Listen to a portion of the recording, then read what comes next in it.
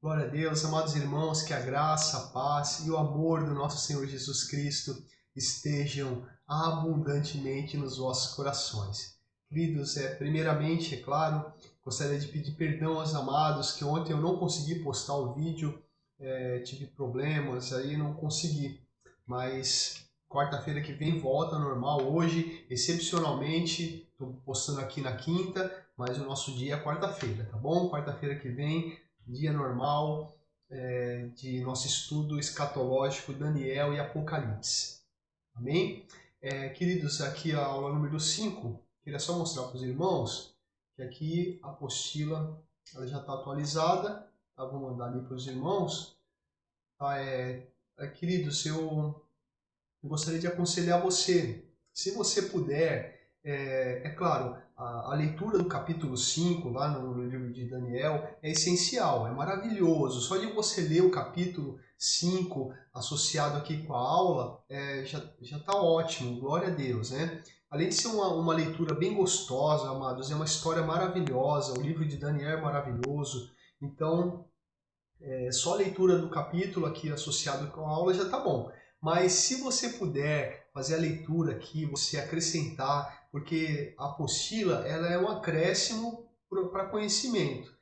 Por quê? Porque aqui não teríamos condição, né, de, de fazermos aqui por um tempo maior de 40, 50 minutos. Então aqui o tempo é bem apertado, então o uso da apostila é muito importante, tá bom? Para você acrescentar conhecimento, vai te gerar mais questões, perguntas, então você vai me mandar perguntas, tá bom? Então espero que você faça a leitura, tá bem legal, a apostila dessa aula do capítulo 5, tá muito boa, tem muito acréscimo de temas históricos, tem mais versículos, né, onde você encontra mais esse trecho das escrituras também, o contexto bíblico, né, para o que está acontecendo aqui no capítulo 5 de Daniel, né,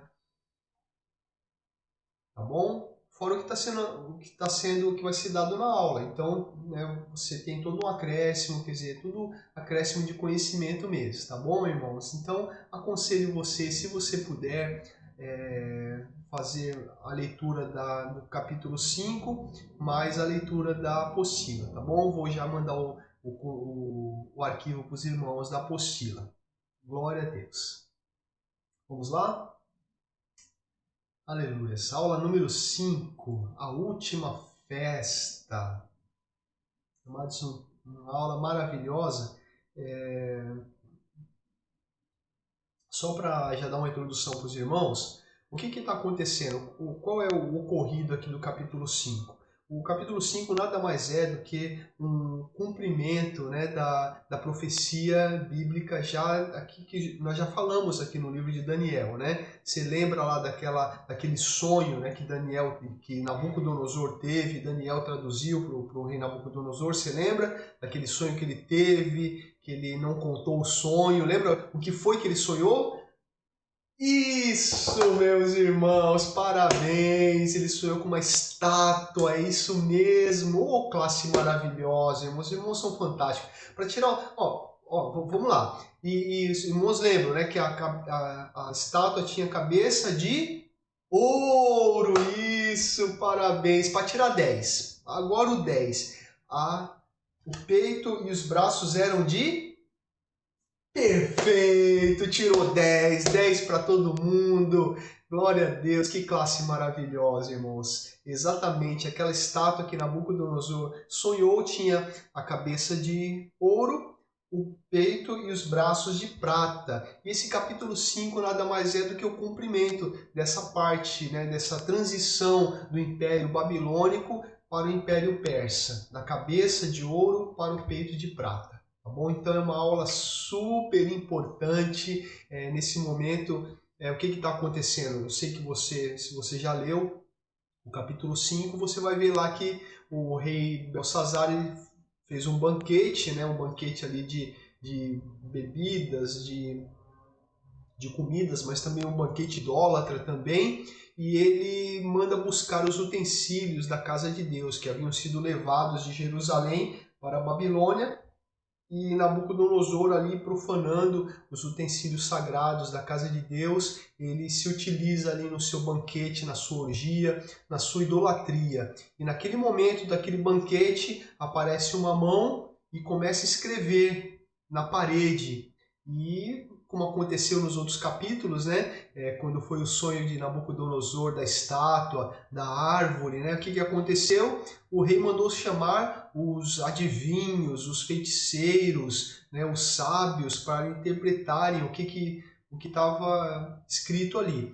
E como sempre, né? Feiticeiro, mago lá da Babilônia e nada era a mesma coisa. E no final a rainha chega para Belsazar e fala: ó rei, o teu pai, ele tem aqui no teu reino, né, um homem que sobre ele repousa o espírito dos deuses, ele de sabedoria. Nos dias do teu pai, Nabucodonosor, ele deu interpretações, ele aconselhou o rei. E Belsazar manda chamar Daniel e Daniel já chega com a interpretação, né? Então esse é o contexto, isso que acontece aqui no capítulo 5 de Daniel. Eu aconselho que você leia, tá bom? Então vamos lá? Isso aí foi só uma pinceladinha para você entender o que está acontecendo, tá ok? Vamos lá. Queridos, olha só que legal. Isso aqui é uma foto, tá bom? É uma foto tirada in loco, quer dizer, no local, né, que foi tirada essa foto.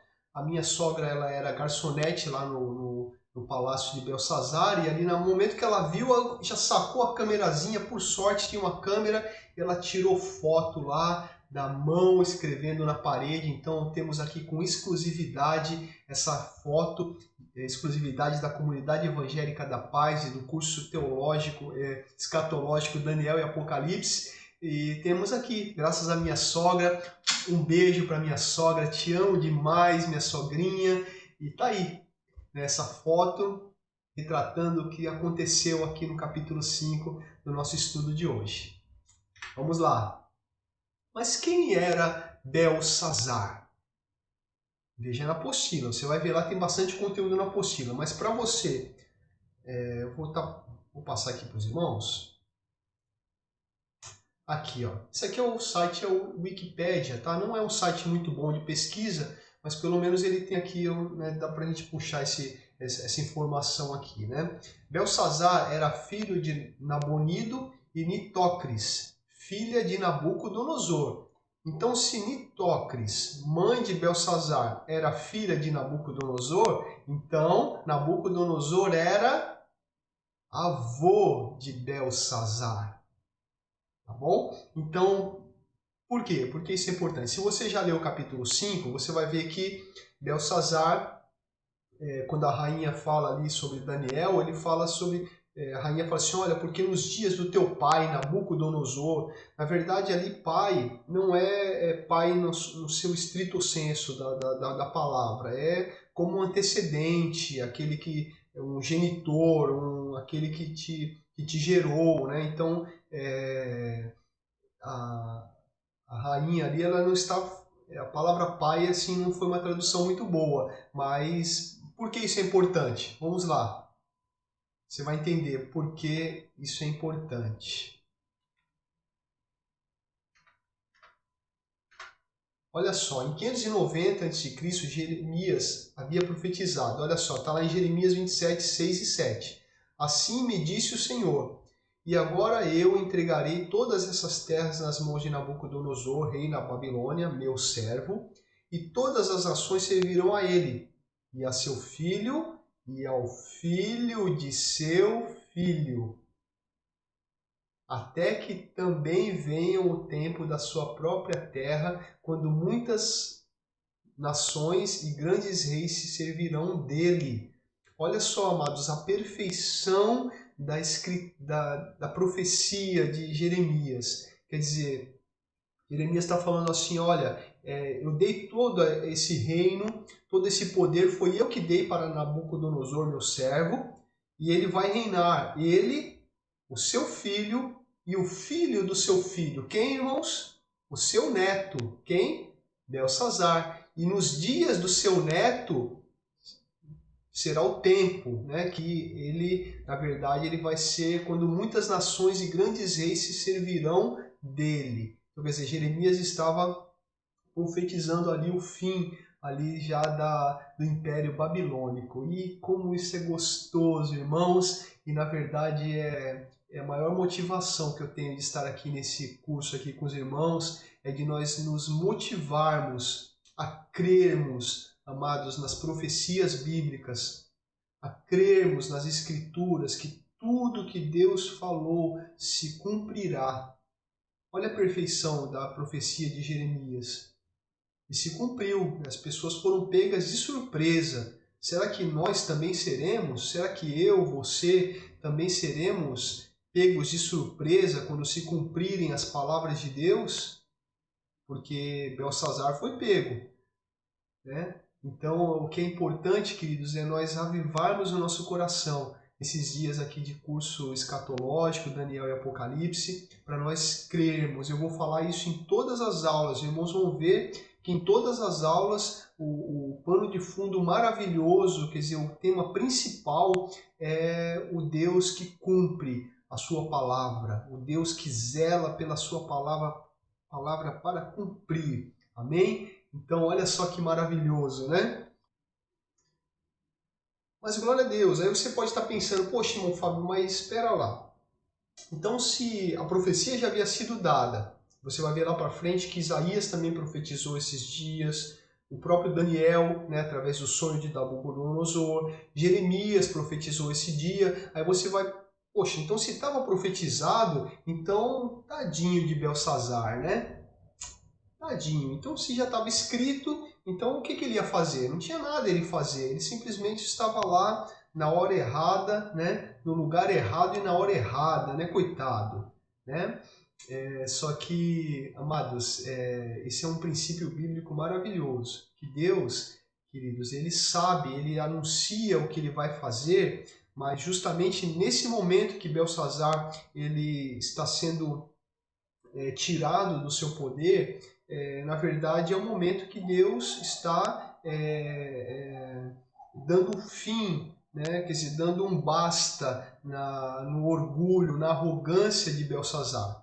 Na verdade, já havia sido profetizado, mas não era um ato ali injusto. Belsazar ele não era vítima, não era um coitadinho, simplesmente foi um homem mau, orgulhoso, arrogante, idólatra, blasfemo, né, que blasfemou contra as coisas de Deus. Ele não deu importância de saber o que o seu avô tinha passado, né, nas mãos do Deus de Israel. Quer dizer, o seu avô morou com os animais, criou bicho, virou bicho, né? E até que glorificou a Deus e foi restituída a sua glória. Ué, Belsazar não sabia disso? Não sabia de Deus? E por que isso é importante, amados? Porque quando chegarmos lá no Apocalipse e nós começarmos a ver os cálices da ira de Deus, o homem não pode ser contado por inocente. O homem decidiu e tomou uma posição de não adorar a Deus, de adorar mais a criatura do que o Criador.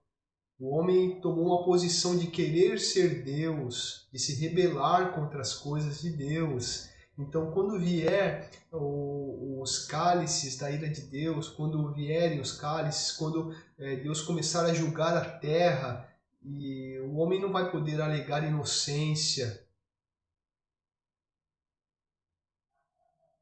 Amém? Então a mensagem maravilhosa desse texto é isso. Belsazar ele era arrogante, ele não estava ali porque havia sido profetizado, mas naquele momento Deus estava julgando o mal. Tá bom? Vamos lá.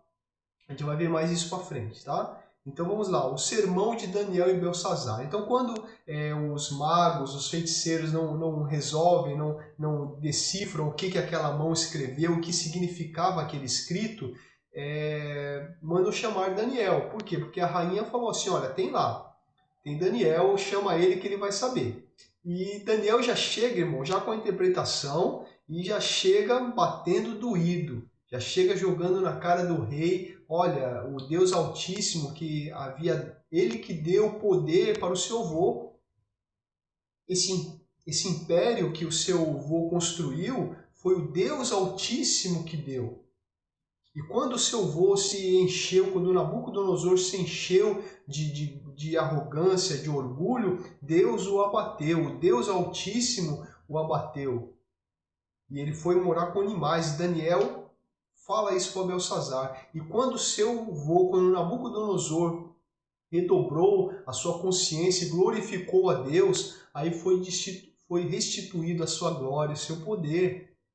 Daniel ainda fala para Belsazar, e você ainda se utiliza dos utensílios da casa desse Deus, e você usa aqui com as suas blasfêmias, com a sua idolatria. Então Daniel chega, amados, sem dó, batendo doído, né? Então jogando na cara mesmo, né? E isso também tem um cunho profético também. Por quê? Porque o homem, amados, nós vamos ver lá no Apocalipse que eles vão começar a amaldiçoar a Deus. Eles vão entender, o homem quando do período da grande tribulação, vai entender que ali está sendo derramado o cálice da ira de Deus. Vai ser mostrado que realmente o homem se afastou de Deus. O homem decidiu ser igual a Deus, quis ser igual a Deus, quis tomar a rédea da sua existência e por causa disso está sofrendo ali o julgamento. Então, quando Daniel chega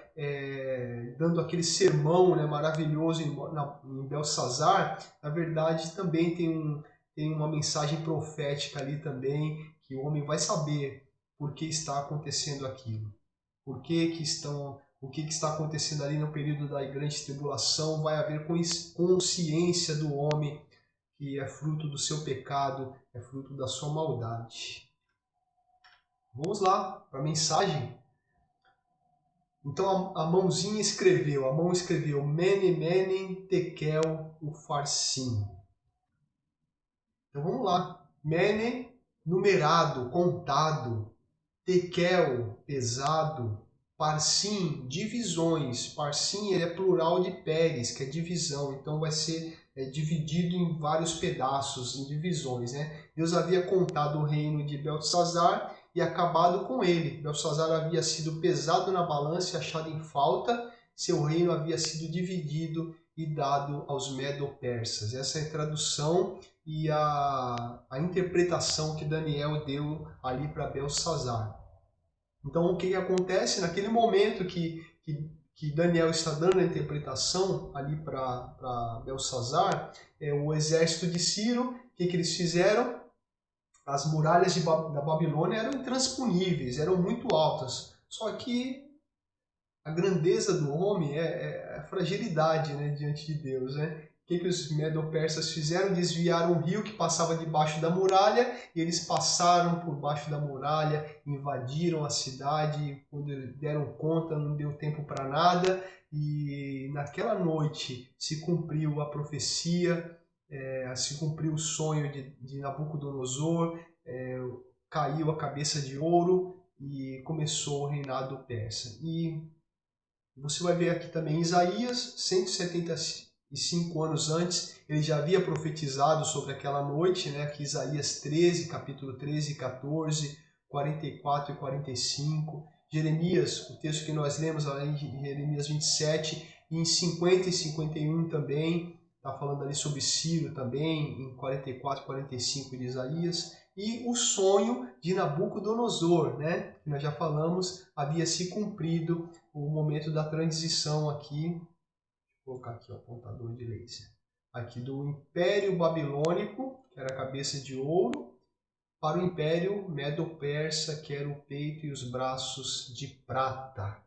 Amém? Quer dizer, Deus no controle, a profecia se cumprindo. Agora a projeção profética, né? Isso aí vamos projetar já para o livro de Apocalipse a respeito da mensagem, né? Da mão secreta aí, né? Vamos lá. Primeiro, Mene. Mene é numerado, contado. Então, qual é a mensagem ali? É Deus, ele está dizendo assim, eu estou vendo, eu estou contando os atos dos homens. Eu estou vendo, estou numerando. Quer dizer, não está passando impune os atos, as ações, né, o poderio, né, o governo dos homens está sendo contado, está diante de Deus, Deus está vendo. Nós temos aqui um exemplo, que isso aqui é um princípio já que desde o princípio, lá no dilúvio, Deus já está mostrando, olha, eu estou vendo a maldade do homem. Quando ele chegou lá para Noé, quando chegou para Ló lá em Sodoma e Gomorra, olha, estou vendo a maldade dessa cidade. Israel, toda vez que Deus permitia que Israel sofresse, por quê? Por causa da sua maldade. Quando Deus manda ali o castigo sobre os assírios, sobre a própria Babilônia, o que era aquilo? Era Deus contando a maldade, Deus numerando, para até chegasse tá contando até que chegasse o momento do limite da maldade, né? Essa mensagem do Mene, ele nos mostra um Deus que vê todas as coisas. Tekel, pesado. Olha só, esse Deus também, além de olhar, numerar, ele está colocando na balança.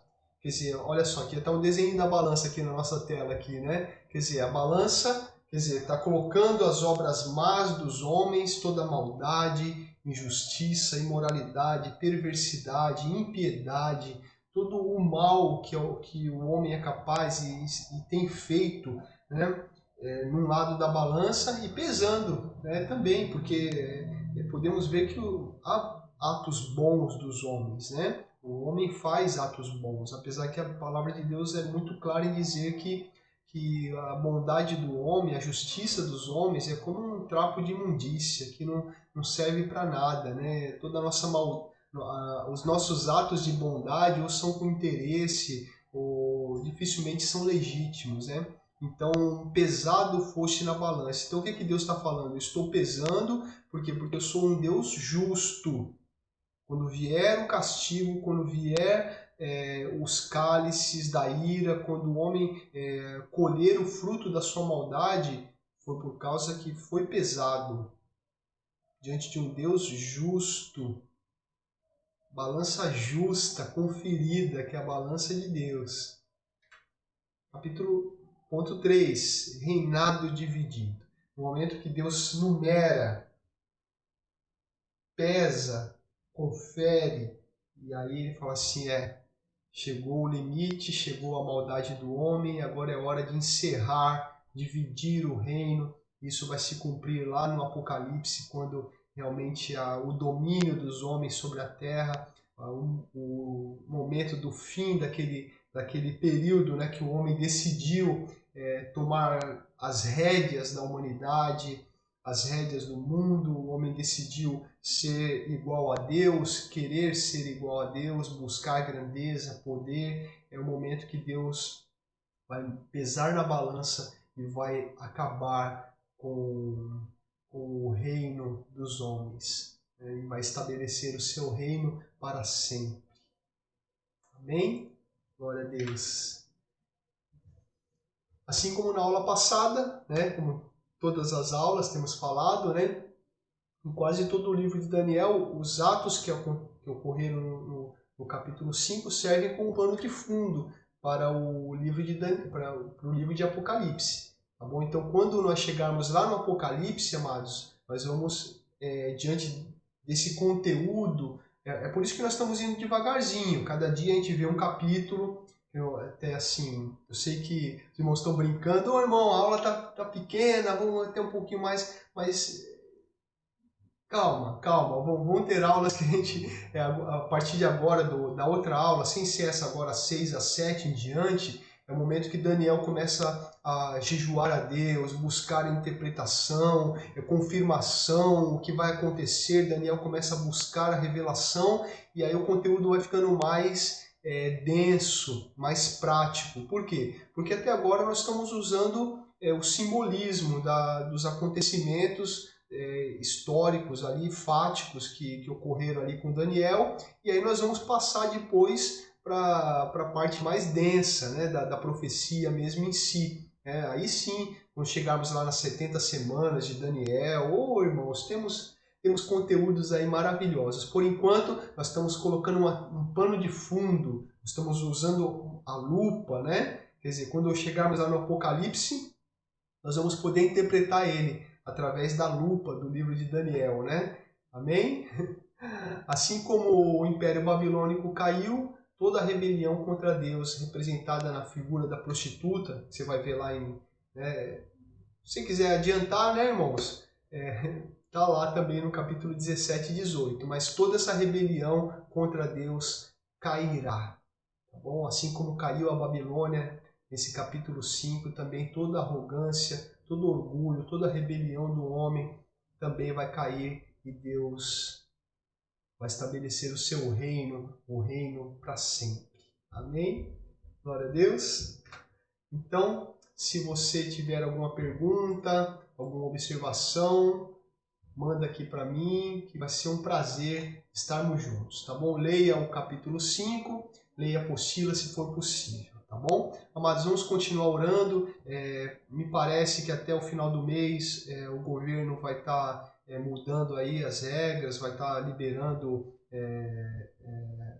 escolas, vão haver várias aberturas aí, e aí vamos programar aí para no mês que vem aí nós voltarmos aí os cultos, se continuar nesse ritmo, né? Então, continuar orando, continuar se cuidando dos seus parentes, dos seus amigos aí, tá bom? Então, em nome de Jesus, que Deus te abençoe, que o amor de Deus esteja contigo, tá bom?